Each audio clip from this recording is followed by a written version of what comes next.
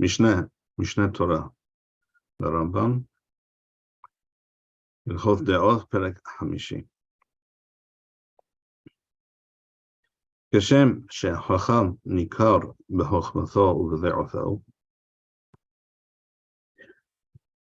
והוא מובדל בהן משאר העם, just as it is the case that a Chacham b'Torah, it should be the case. It's always should be obvious to all that he is wise and knowledgeable, nikar b'chochmato u'v'de'oto, and also in his midot, as we have discussed previously.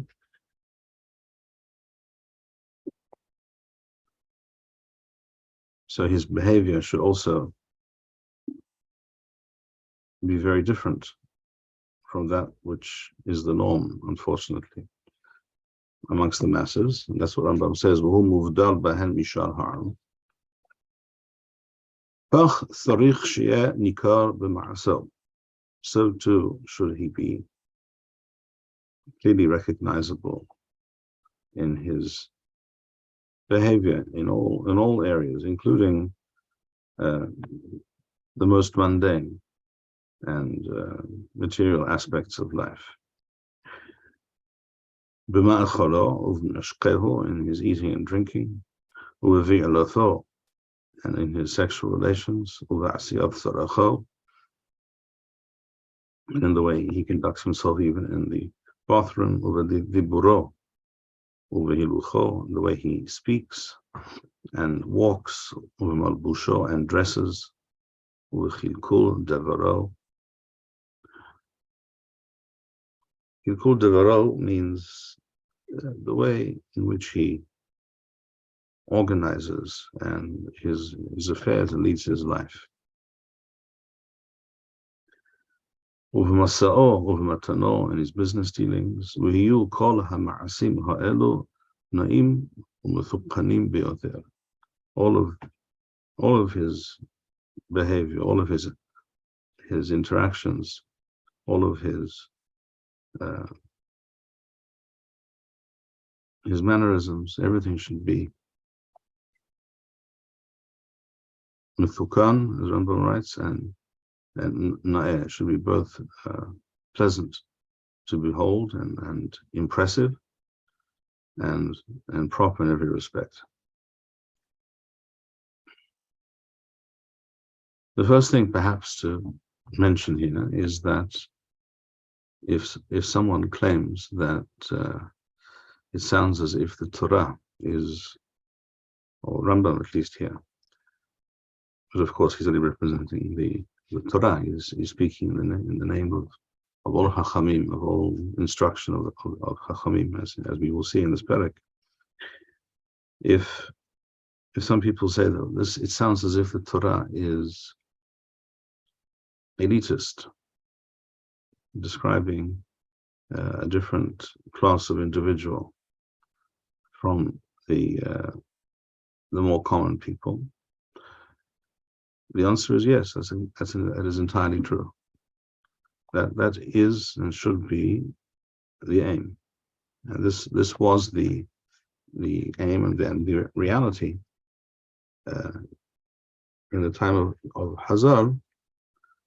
During lengthy periods of time, during centuries in fact, this was a reality that began to come into being, take shape at the beginning of Beit Sheni, or even before that perhaps, by way of the Nevi'im, the latter-day Nevi'im, the last of the Nevi'im who were alive and active during the beginning of Beit Sheni. They had received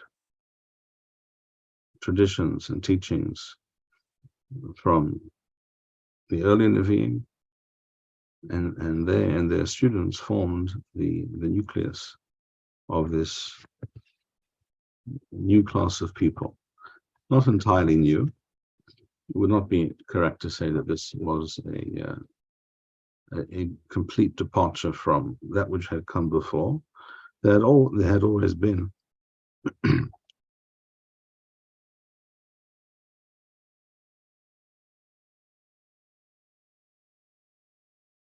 there had always been the Nevi'im and Bnei HaNevi'im, the students, literally, not the sons, but the students of the Nevi'im. These are also mentioned in the Tanakh, in Sefer Melachim, particularly. And with regards to Eliyahu and Elisha, we see that there were such communities, there was such a stratum in society. But one's impression from the Tanakh is that these people were very few and far between. The great revolution, the great change that began to take place from the beginning of Beit Sheni onwards was that this became a much broader social and intellectual reality.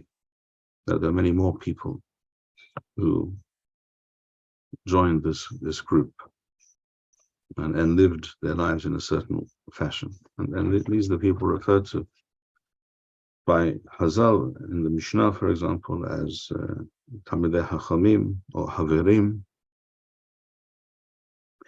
We will speak about this some more, but it should be noted at the outset that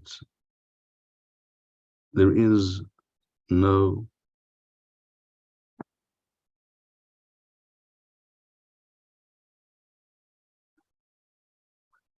policy, no aim of everyone being the same, everyone being on the same level, everyone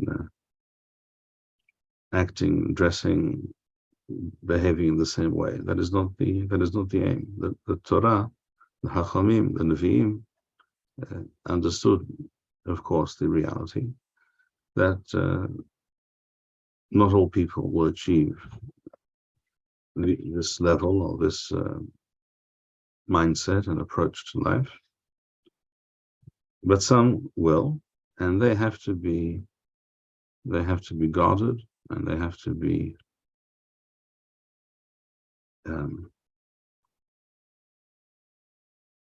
cultivated. All right, so we continue, and I will share the screen. We have Hilchot Deot Perek Hey. So we read Halacha Aleph, we're on to Halacha Beth. Kesav Tamid Hachamim Lo Yeh Gargaran. A Tamid Hachamim should not be a glutton. You will note also that at the very beginning of this halacha, Rambam writes Talmid Hachamim. First of all, not Talmid Chacham, but Talmid Hachamim. We've discussed this in the past. This is the authentic and original term. A person who is a student of the Chachamim, as we just described a moment ago, that he follows in their footsteps, he listens to their teachings, he follows their advice.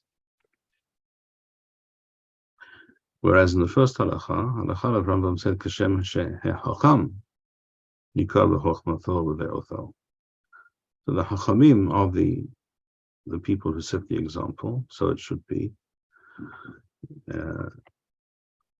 And all their followers take note of their example and try and emulate them to the best of their ability. I'm not talking about being robotic and obsessive in terms of emulating another person, but in terms of truly internalizing the worldview, the assumptions, and concepts that underpin this entire this entire worldview, this entire philosophy. And that, by the way, is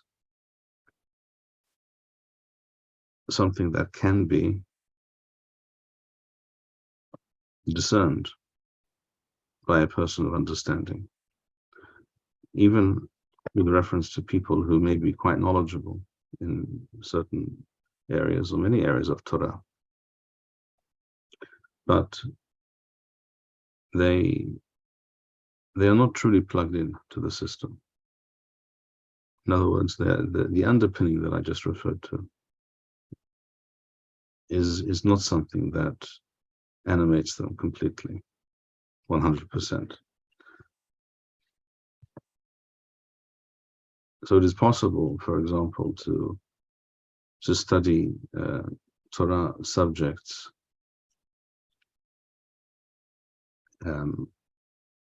this is particularly possible, but not exclusively so, to study Torah subjects in an academic environment, and much has been achieved by a more systematic, more scientific approach, shall we say, to studying Torah. But it cannot be denied that some of these people, in fact, I would say many of the people from that milieu, while being knowledgeable and being able to discover certain things and prove certain things, are not the kind of person the Rambam is about to describe for us. And that is a very serious problem.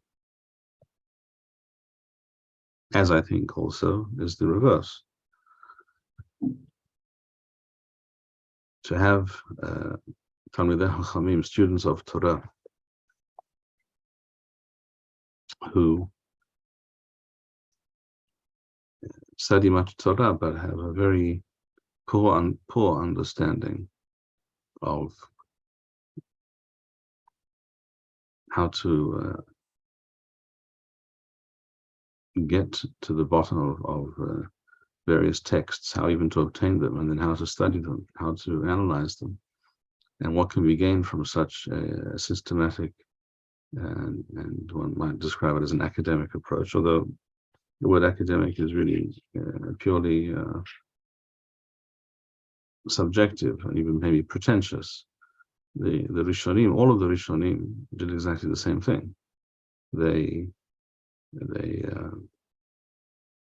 looked at the various Kidvei Yad, the various manuscripts that they had before them, whether it was of the Mishneh or even of the Tanakh. The Rama with the Hera, Rabbi Meir Halevi Abu Lafia, for example, is famous for his work and his writings on the precise nusach of the Torah, of the Tanakh. All the Rishonim, Rashi, the Tosafot, the Rambam, we can devote an entire shiur to this one day, all dealt with the question of Shinui Nushaot, of the correct readings of the text. No one assumed for one moment that just because you have a text before you that it is necessarily precise and correct. Not one of these Chachamim made such an assumption. When they felt there was a problem, and they frequently felt there was something to look into in terms of the text, they looked into it. They compared all the texts they could lay their hands on, and they would tell you, this is how it should read here, and this point in the sugya should read as follows, and not as it might be before you. Rashi does this frequently. He says, Hachi Garsena, this is how it should read, and then he tells you how it should read. And he quotes the text to you as it should be, because he knew there were other versions extant. And this is true for all the Rishonim, and the Geonim even deal with such things. And all the Rishonim, without exception. For some strange reason, it became accepted, or was assumed, from the time of the advent of the printing press, that which is printed before us is simply that's it. That's the text. That's how it is. There's nothing to investigate here, and all discussion is to be based on this text, as if it was a certainty that this is how the text should read. When of course that makes no sense at all, because any printed version of any text, shall we say the first printing of the Talmud, well, clearly it was based on one or more kitvei yad manuscripts that were before the printers, as they themselves write in their own words in the introductions to their printed versions, or in other places where they explain what we had before us when we looked into this. And yes, they themselves made their own emendations to the text in the printing press, in the workshop. But that doesn't mean that they had all the manuscripts before them. That means they had 1, 2, 3 manuscripts before them, but there could have been another 30 they never saw. Not just could be, without a doubt there were. So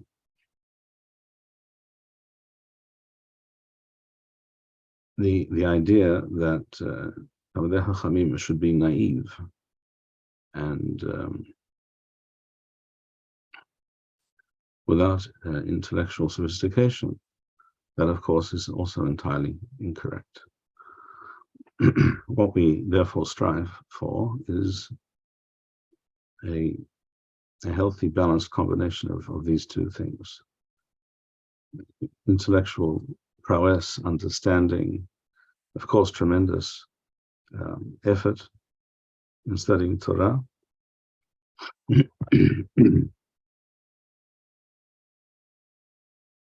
I saw recently that Rabbeinu Shlomo Zalman wrote to his uncle, the Chazon Ish, once when he was fairly young, that sometimes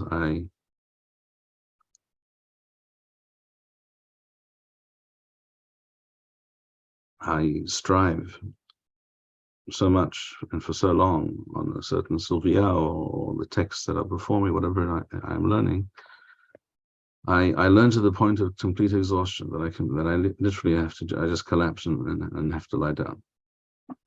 Just something I saw recently. That's not new, of course. That is the norm for Talmidei Chachamim. That is how it has to be. Otherwise, you will not have Talmidei Chachamim. You have to have that willingness to exert yourself and push oneself to the limit. One has to have the intellectual capabilities, and also one has to have Yirat Shamayim and these midot and the entire worldview that is part of the true and authentic Torah. So we shall return to Halacha Bet. Kesad Tamid Hachamim lo yeh gargaran.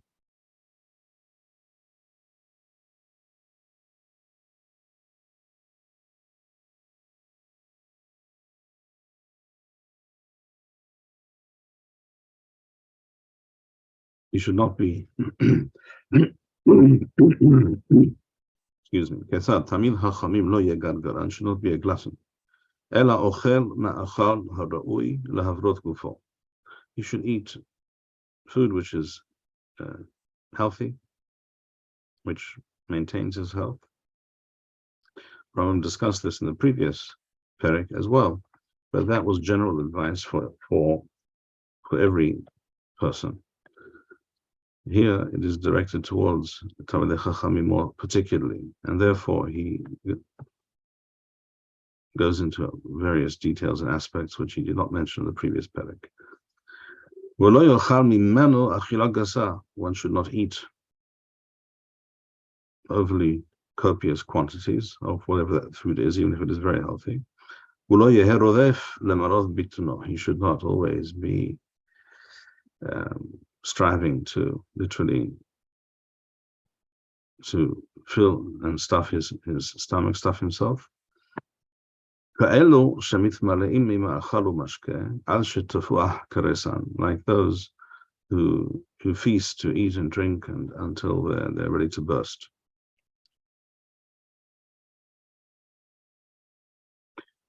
Literally until their stomach is bloated. And it states with regards to such behavior in the pasuk in Malachi, was zerithi farash al panechem, parash hagechem. Parash is has to do with the shoresh parash, ifrosh, lahafrish, to remove, to expel. So it's a reference to excrement. Amru hachamim elu bnei adam sheochalim v'shotim v'osim kol yemehem kehagim. This pasuk refers to people who, for them, every day is a Yom Tov, is a Hag, a day to concentrate on such material pleasures, and to do so to excess. This is improper behavior. This is not something that Rambam would have mentioned in the previous perek, because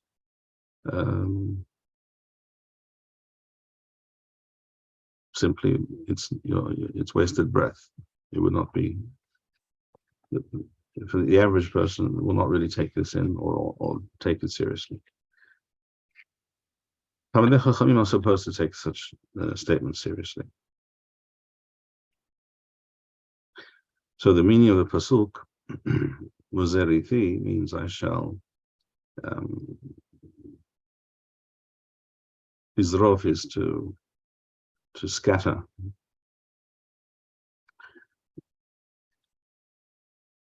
Hagechem, the word hag also refers to the korban that is brought on a hag, to the sacrifice, and therefore I will take the excrement of your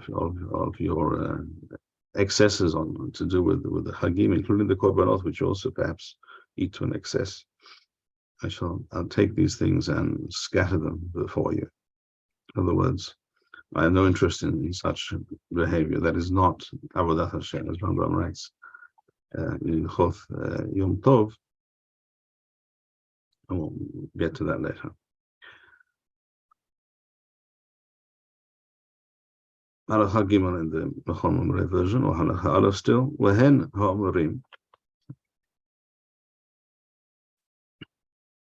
Achol v'shatho ki mahar namuf. The famous pasuk. Let us eat and drink, or tomorrow we die. The more Christian version of this statement, or this sentiment, is let us eat and be merry, for tomorrow we die. And this is the way, this is how the evil of those who are not imbued with the spirit of the Torah, that is how they behave. This is how they eat, as a matter of course. V'shulhanot elu hem sheginah hakathuv v'amar. It is the tables of such people that the pasuk refers to in Yeshayahu, ki kol shulhanot mala'u pi su'ah b'li makom. Their tables, as I see them, Hashem says, are full of vomit and excrement, and it's something that is disgusting to me. Their behavior distances themselves from me. All this is with regards to those who are not truly connected to the Torah. Aval hechacham, a person who is truly connected to the Torah, is really plugged in. Eino ochel ela tavshil echad o shnayim. During the week, not on Shabbat, not on Yom Tov, when there's a miswa laharbot b'sa'udat, to have particularly sumptuous special meal. A person has one or two courses in his meal, and tafshil ehad or shenayim, ve'ochel mimenu kadeh hayal v'dayel, and he eats of it in terms of quantity, that which is necessary, that which is reasonable, v'dayel, and that's it. That's sufficient. He doesn't look for more than that. Hu she'amar Shlomo tzadik ochel l'sova nafsho, as it says in Mishneh. The righteous, and the term tzaddik in Sefer Mishneh is analogous and in fact synonymous with the word Hacham here in Rambam's writings, or in Chazal in general. The term Hacham and Tzaddik are truly interchangeable. Tzaddik ochel l'sova nafsho. The righteous man, the Hacham, eats it as required by his nefesh, by his constitution, that he eats what is correct and reasonable, and no more.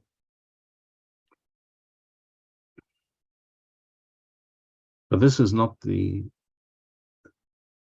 be all and end all of the proper behavior of Chachamim with regards to eating. There is more. Rambam says in Halacha Daled or Halacha Bet, Keshe HaChacham Ochel Ma'at Zeh Hara'ui Lo, when the Chacham eats this amount, which is not excessive, this small amount that is proper, Lo Yochalenu Ela Beveto Al Shulchano. He should eat this in his home, on his own table. V'lo yochal b'hanuth. He should not eat in a store, literally. V'lo b'shuk. Not in a public place. Elo lefi tzorech gadol, unless absolutely necessary.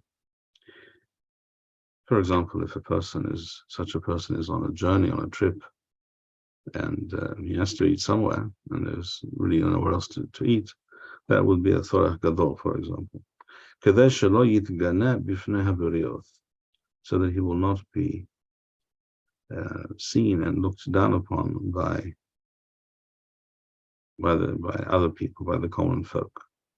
In other words, the hashash, the concern here is eating in a very public place.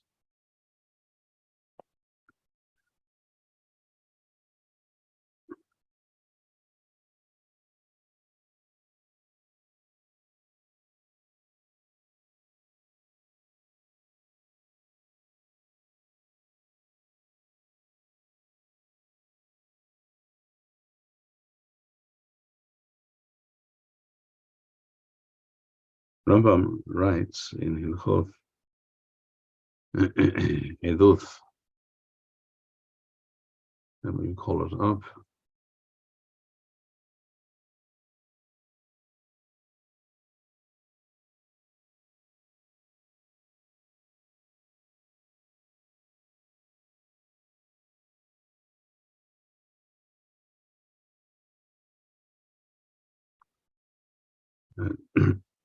Do you see Hilchot Deot Perek Yud Aleph?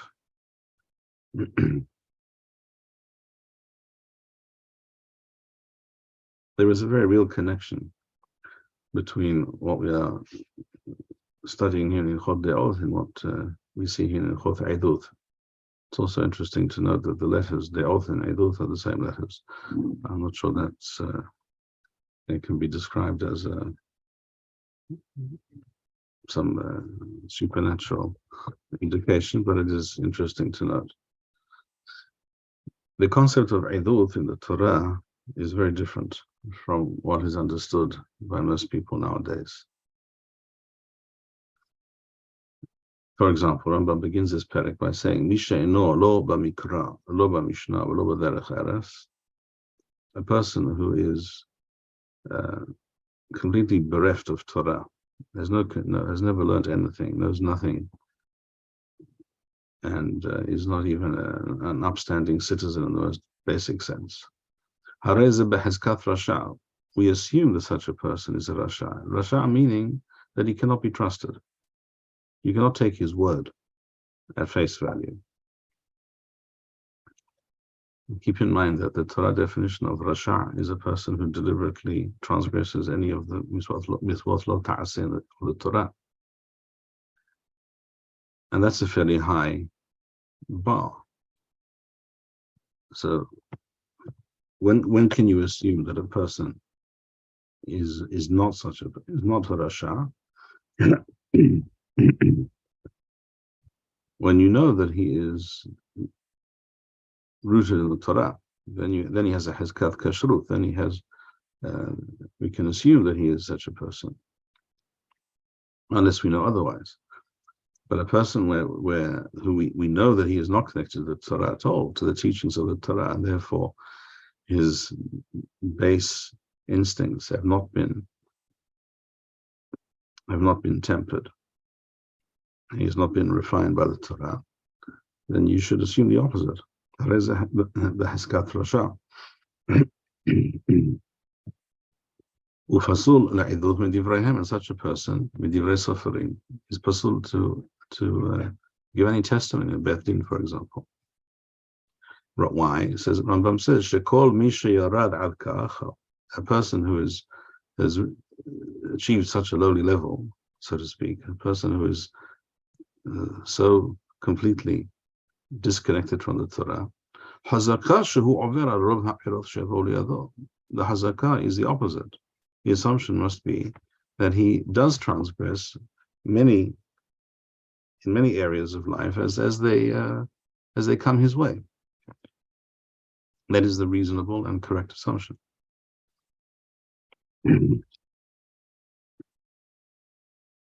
Rambam goes on to say in Halakha Daled, oh hey,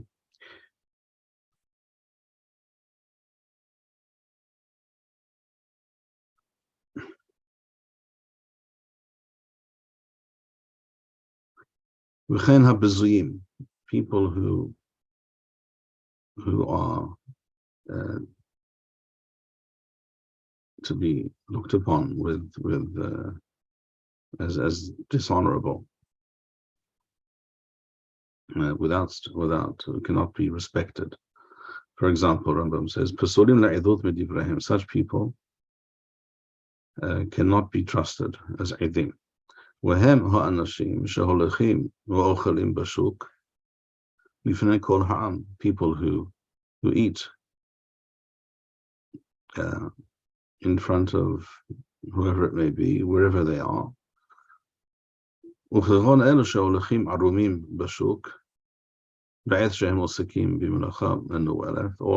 such as, so either those who eat wherever they happen to be, if they buy some pizza and they walk down the street eating it, for example, that is considered a person who is bazui, a person who is not to be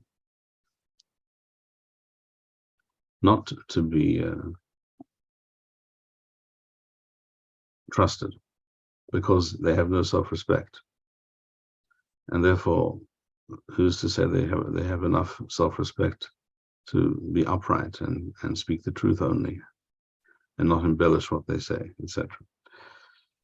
So, the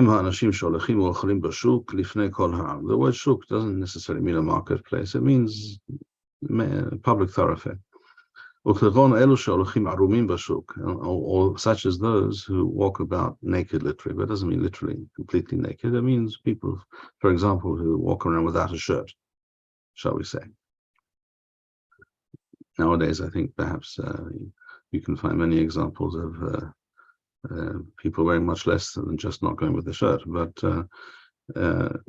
people, when would people do this? When they're working and it's hot and they're working outside, whatever, and they strip down to a bare minimum. But they do this in a public place.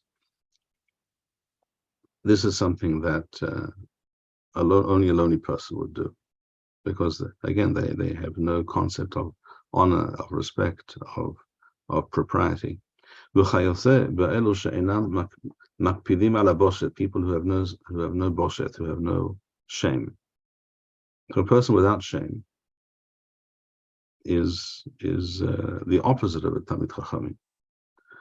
Shekol elu hashuvim kechelev. Such people are considered like a dog, quite literally. And therefore, there is no reason why they should have any qualms about giving either entirely false or at least very imprecise testimony in Beth Din.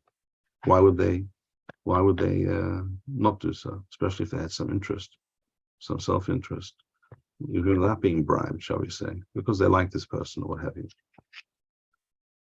So the word of such a person is of no value. So says Rambam Hilchot Eduth.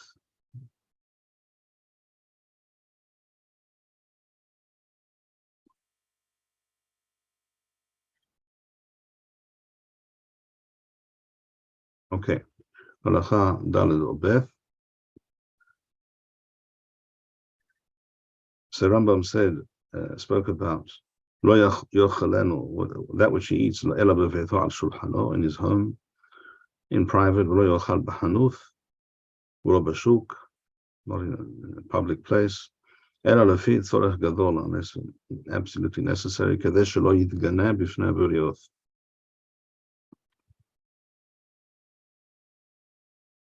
Nor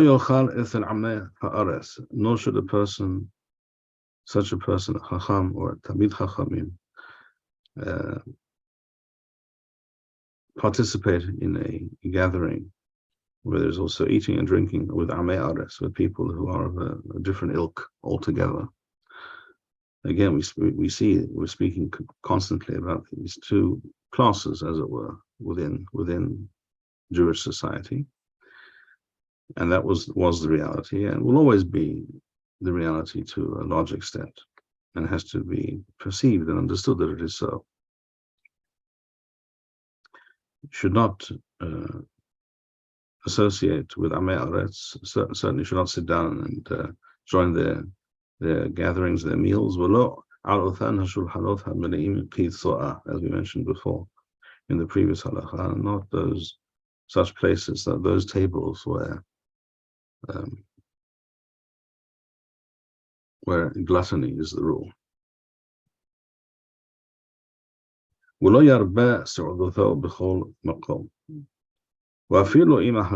should not be one who is known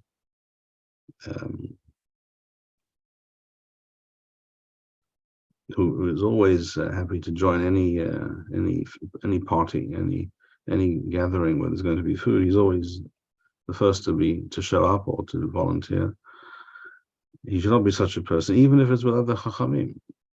It's something that he might do occasionally, but he should not be overly enthusiastic about such a thing, because this indicates that his motivation is simply to engage in this gluttony or this excessive behavior.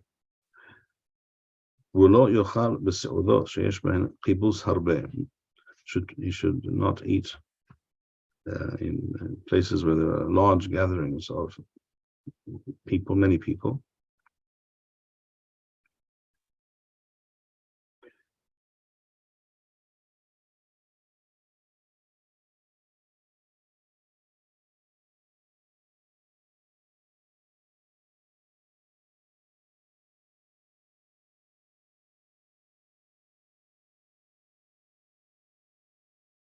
So therefore, when can a Talmid Chachamim, when should he join such a gathering and such a meal? It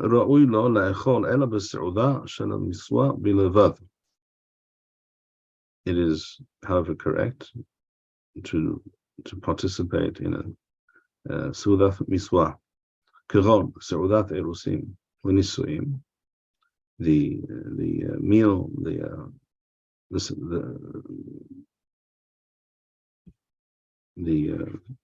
festive gathering and meal that is customary at an engagement or a wedding, and this too on condition the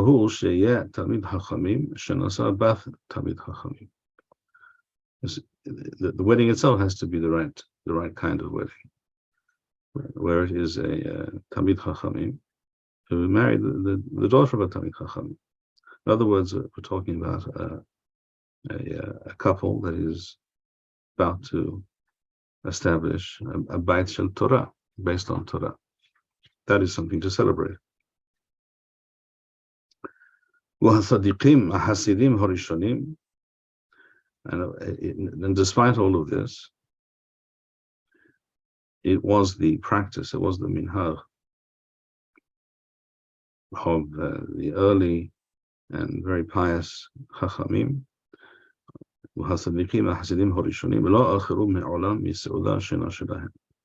They always tried to shun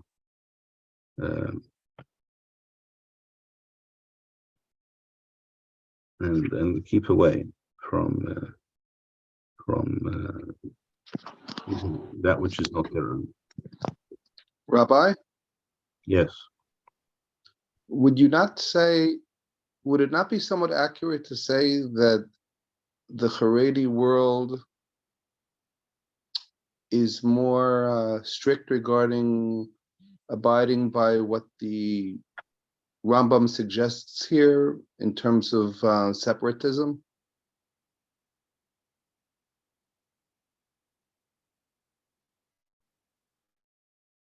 You're asking, is it not correct? Would it not be correct to say that in the Haredi world it is better understood that there is a need for such separation for living along a parallel existence? Yes, I think that would be true. That would be true, but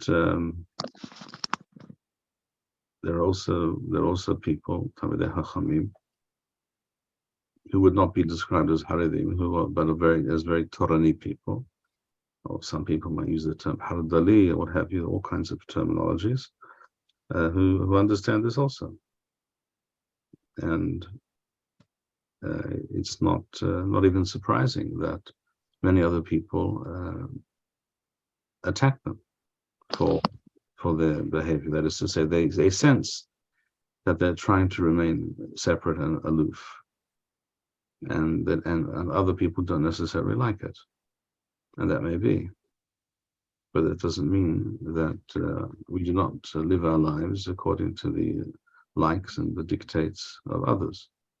We live our lives according to that which we perceive and understand to be correct. That's how it should be.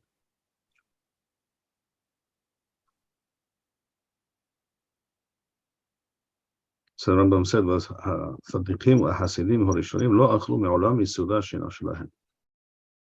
they strived also always to eat that which is only which is theirs, not to rely on others, not to partake as little as possible. This cannot and should not be taken to an extreme.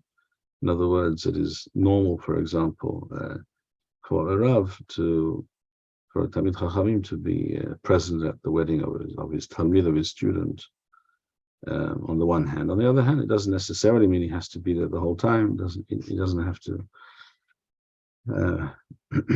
participate in everything. So discretion and wisdom are required in assessing all the various situations in which a person may find themselves.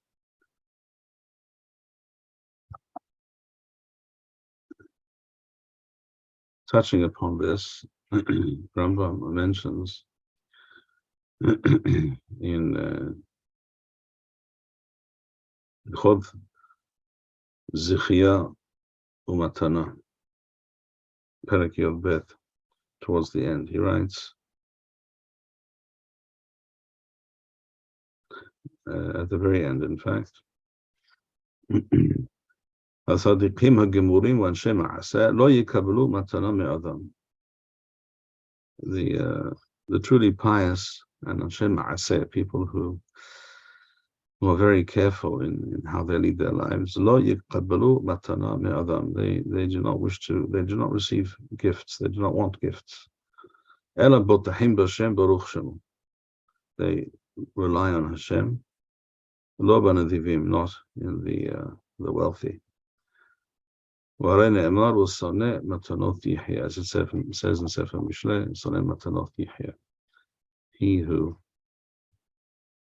shuns gifts shall live and shall prosper. So Hilchot Deot, back to Hilchot Deot. Halacha or human. When a Hacham drinks wine, and that is mutar, we are not teetotalers. We do not we do not believe. The Torah does not teach that alcohol, by definition, is wrong, undesirable. As with everything, it has to be consumed in the correct fashion, in the correct way, and in moderation. So Rambam writes, when he drinks wine, it was normal to drink some wine with a large meal, with a major meal of the day, not necessarily with a snack, but when one sits down to a meal, drinking some wine with that was considered healthy and good for digestion, which is correct. This is still the practice in many cultures today. On the other hand, you should know, Rambam says, a person who gets drunk because he drank too much wine, such a person is both sinning. It is a sinful act to be drunk, and is also reprehensible. It is mechuneh. Mechuneh literally means something very unbecoming and undesirable. Umafsid chokhmato, and if this is his practice, then he will also lose the wisdom and the knowledge that he has. It will leave him, because such behavior and true chokhmah shel Torah do not go together. And this, of course, has to do with Purim. Rambam writes in Hilchot Purim that one should not get drunk. It doesn't say that the aim is to get totally drunk, not at all. So that we can see this here as well. What does Rambam write in Hilchot? In Hilchot Purim, Hanukkah Purim, Rambam writes there,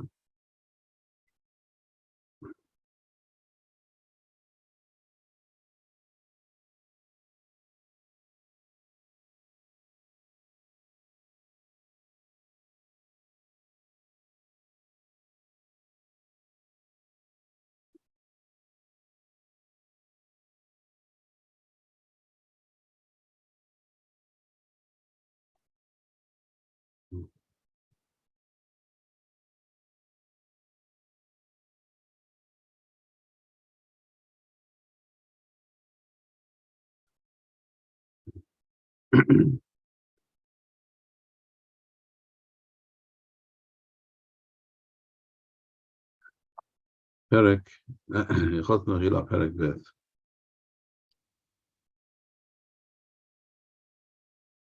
Halachat Tet Zayin, Tet Wow. כיצד חובת סעודה זו, שיאכל בשר ויתקן סעודה נאה כפי אשר תמצא ידו. The mitzvah of Seudat Purim is to have a special and fancy meal according to his means. Now that doesn't sound exactly what we just said a moment ago, but the word yishtaker in Hazal sometimes means to be drunk, and sometimes means to be slightly mellowed by the alcoholic beverage. There isn't that. In fact, I think it's even possible to express surprise at the fact that the Rambam used the term here, yishtaker, and the word b'shichrut, because the Lashon of the Talmud in Masechet Megillah, Daf Zayin, is mihayav enosh leibsumeh. Left mevusam in Hebrew. Mevusam does not mean drunk. Mevusam means, again, slightly mellowed, slightly positive, upbeat mood, but not more than that. Here the intention is that a person eats a rich, sumptuous meal together with wine. One generally becomes drowsy as a result and will tend to nod off. And that apparently, as Rambam explains the statement over there in Masechet Mechila with regards to not knowing the difference between Haman and Mordechai, which is a very enigmatic statement. But it is clear that Rambam does not mean here that it's okay on Purim to get totally drunk. If that were the case, how could it be here in Hilchot Deot that he says,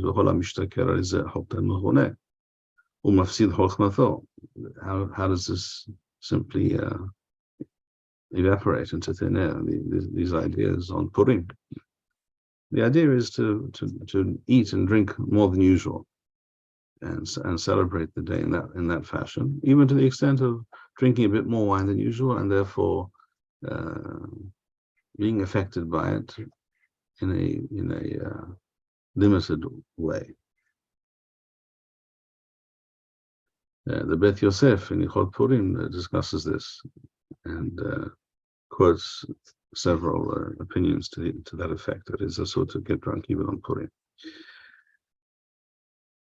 So we continue. Halacha He or Gimel. If he gets drunk before, in the presence of Amei Aretz,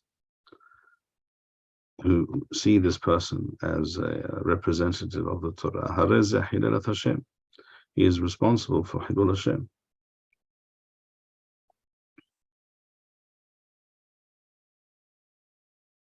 He is causing the Torah to be disrespected, and that is a very terrible thing. It is asur to drink wine in the middle of the day, which is when most people would have the first large meal of the day. Even a small amount, unless it is part of the meal, taken together with the meal, and again in moderation. Why? A reasonable amount of wine, shall we say? We're talking here about wine.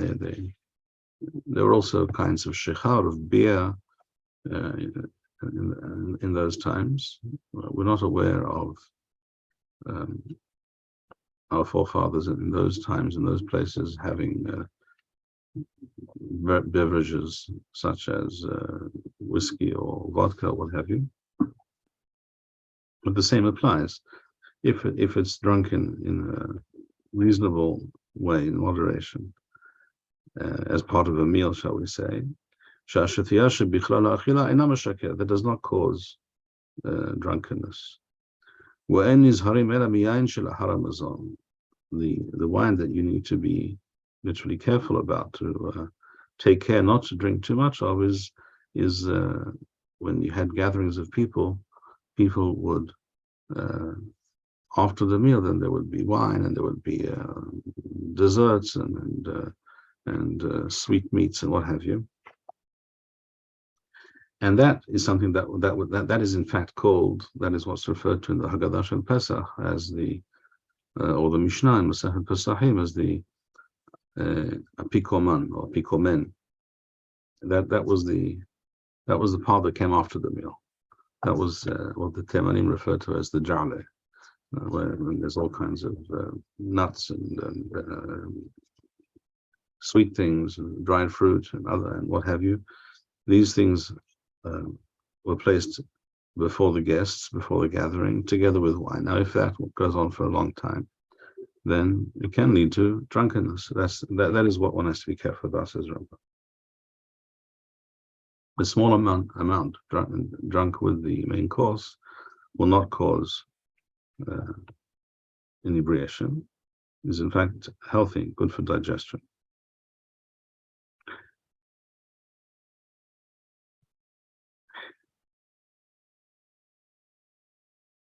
So with this, Rambam completes the discussion here of things to do with eating and drinking and food and being drunk, and how to and where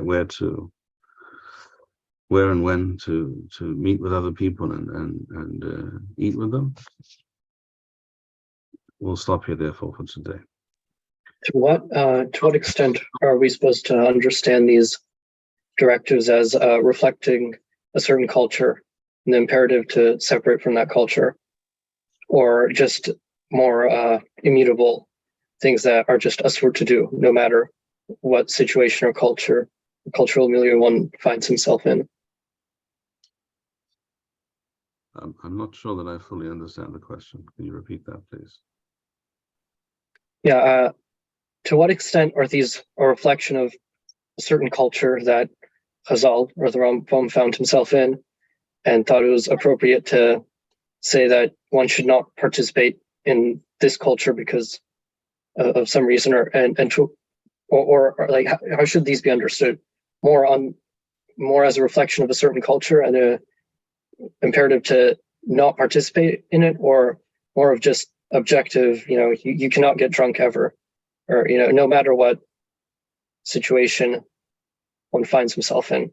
If we are talking about getting drunk, why should there be a difference between getting drunk today or getting drunk 2,000 years ago? We all know what happens, certainly to most people, when they do get thoroughly drunk. They become essentially hasrei da'at. They become without the very thing that a Talmid Chachamim is striving to achieve, and to be a person who is full of da'at, full of wisdom and understanding and correct behavior. And becoming drunk simply negates all of that. It turns you into something else. It's true that very Torani people who drink too much on Purim, shall we say, they tend to be less boisterous or prone to violence or what have you than other types of people. Because what happens with the alcohol at some point tends to bring out the true nature of the person. So the more the person is spiritually inclined, intellectually inclined, they'll try and talk about such things to the extent that they can, and sometimes they may not make sense. I've heard such divrei Torah and Purim, but at least they don't become wild animals. They don't become violent and boisterous. But that does happen to many and to most people, in fact, when they get drunk. So being drunk is the opposite of being a Baal De'ah, being someone who is in control of his thoughts and his behavior, and it tends to bring out the worst in people. So how can that be a good thing? Yes. Rabbi, regarding what I brought up before, I wanted to add something, which is that I think maybe one of the issues, the problems with the Haredi world, is that the emphasis is on separatism, but there's not sufficient emphasis on nationhood and Am Yisrael, and that's why it rubs many people the wrong way. I believe you once told me, without mentioning which one, you once intimated to me that there's a certain Hasidic group that we may not agree with on various theological matters, but strikes us a correct balance when it comes to these issues of separatism versus engagement. With regards to the government, at the very minimum, if you recall.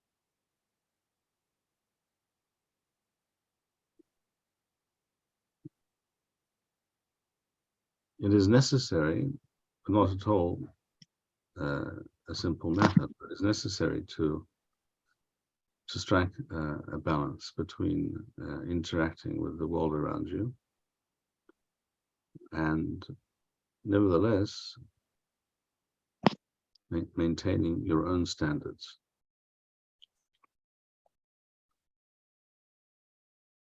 Now, some people may feel that the only way for them to do this is to completely cut themselves off from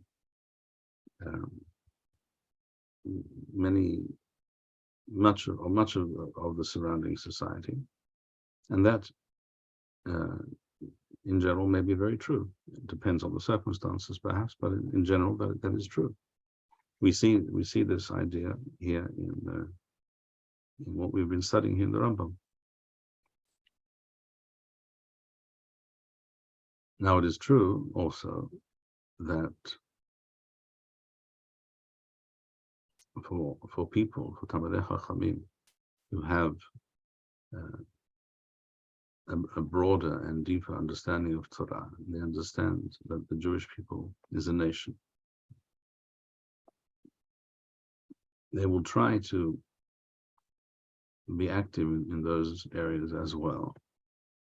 But they should always keep in mind that they should not be doing these things at the expense of themselves or their families. So, for example, should one bring into one's home people who are very distant from Torah in order to befriend them and maybe, to mekarev otam, to influence them to become somehow connected to the Torah? Should one do that in one's own home with one's family, with one's children? Not necessarily. Why must this take place in the home? It can be done in some other form. Yes, it's good and correct to teach, to inform, to influence people who are distant from Torah to become more aware of the Torah and to become more receptive to the Torah. But one doesn't have to do this in a manner which endangers one's own family life, the atmosphere in the home, etc. That would be an example of, on the one hand, not being without care, without regard for other Jews and what becomes of them, but on the other hand, remaining the person and the family that you wish to be. And that I think is regarding back in the correct balance. So if you want to have some gathering where Talmid Chachamim speaks to a group of irreligious Jews, that can be organized, and it's an important thing. And for example, in the Haredi world, this is also done. But they will not invite such people into their homes.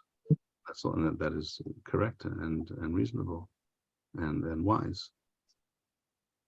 Well, one approach to kiruv is to let a Jew experience Shabbat, taking a sort of experiential approach, as opposed to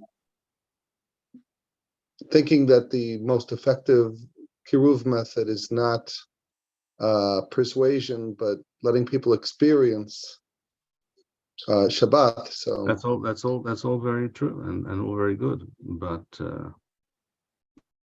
if that means that people who are, shall we say, improperly attired are going to come into your home, why is that a price that you have to pay in your home? It's enough that you organize events and gatherings in such a way that you can communicate with such people.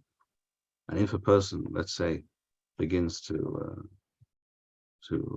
become influenced by what they're hearing from you and others, and they understand how they should show up in your home, well, that's good. And at that point, maybe it's possible to invite them to your home, but you cannot just turn your home, for example, into the shuk, which is a problematic place.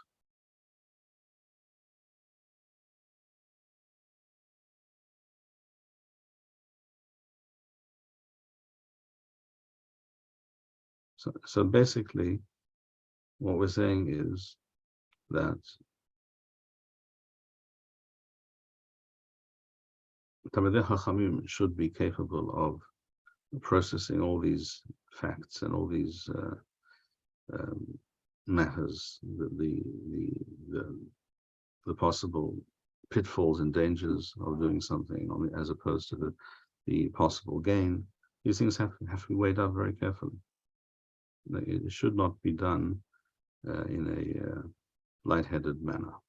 That, well, we want to Mekarev Jews, so we're just going to invite all these people into our home. However they come is fine. No, it's not.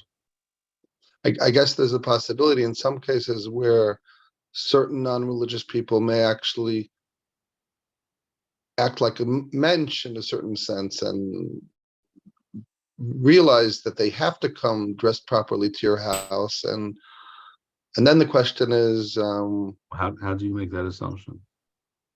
You can only make that assumption with regards to someone that you have met, that you know, that you see this person will understand how they should come to your home, for example.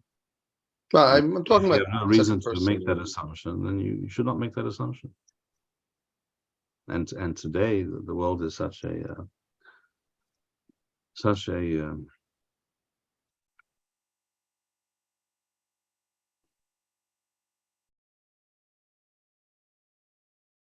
is a place with so little, the norms and standards are so so completely disintegrated that you can make no such assumptions at all. Perhaps once was a little bit different, but it's not the case nowadays. Today you have to make the opposite assumption, as we said before in Hilchot, a person whom you know to be bereft of Torah altogether, you must assume that he is an avarian. Why? Because that's the reality. It's not because we're nasty people, not because we're trying to assume the worst about people at every step of the way. No, because we live in the real world, and we know how these things work. And therefore we know that such a person's testimony in Mashal is of no value and cannot be taken seriously at all. The Torah is idealistic, but is also grounded and rooted in reality. We therefore are idealists, but we are also realists, and there has to be a balance of these two approaches. Realism and idealism have to be somehow worked together. They have to be made to work together. But one cannot simply be naivety is not a mitzvah. There's no mitzvah to be naive. Certainly not when it can cause harm to you and to others. Tov, I think we'll stop here for today. Is cool. We are Shalom. Thank you, Rabbi Bar-Hayim. We would like to encourage our viewers to share these videos with friends and send in your responses. We would also like to suggest the following opportunity to our viewers. If you identify with Rabbi Bar-Hayim's message and would like to sponsor or dedicate a video interview with the rabbi in honor or memory of a loved one, if you would like to obtain Birkon Nusach Eretz Yisrael or invite the rabbi for a speaking engagement, please email us at office@machonshilo.org.